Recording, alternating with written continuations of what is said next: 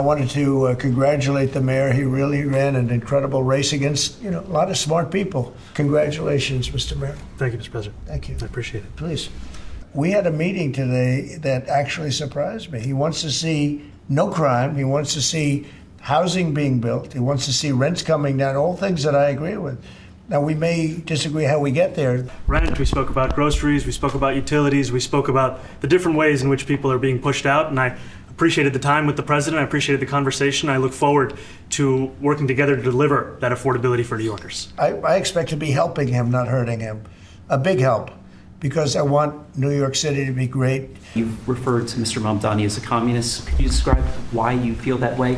And also, will you do anything to stop him from arresting Prime Minister Netanyahu if he visits New York?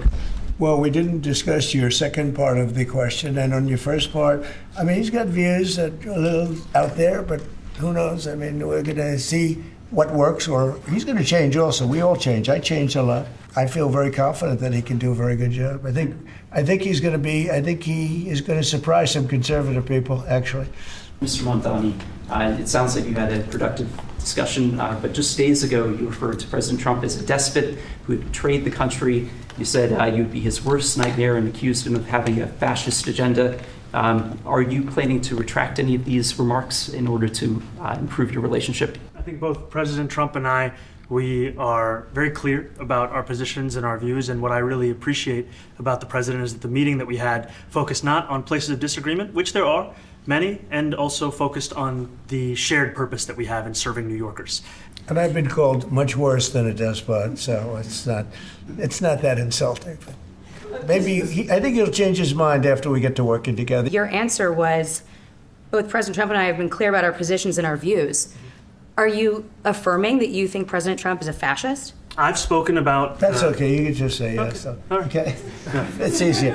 It's easier than explaining it. I don't mind. You're a billionaire. You used to call New York City home. Would you feel comfortable living in New York City under a Mamdani administration? Yeah, I would. I really would. Especially after the meeting. Absolutely. What makes you comfortable? We agree on a lot more than I would have thought. You've threatened to send federal troops to New York City. You both have differences when it comes to ICE agents in New York City. Mr. Mamdani, you've called ICE a rogue government entity. I wonder how you reconcile your differences on both of those issues. Well, I think we're going to work them out. We discussed this at great length, actually, maybe more than anything else. He wants to have a safe New York. Ultimately, a safe New York is going to be a great New York. And he said some things that were very interesting as to housing construction, and he wants to see houses go up. He wants to see a lot of houses created, a lot of apartments built, etc. And we actually people would be shocked, but I want to see the same thing. He said a lot of my voters actually voted for him, and I'm okay with that. And when we spoke to those voters who voted for President Trump, we heard them speak about cost of living. We focused on that same cost of living, and that's where I am really looking forward to delivering for New Yorkers in partnership with the president on the affordability agenda. Mr. Mamdani, you've accused the U.S. government of committing genocide in Gaza while President Trump was working on peace. Why that?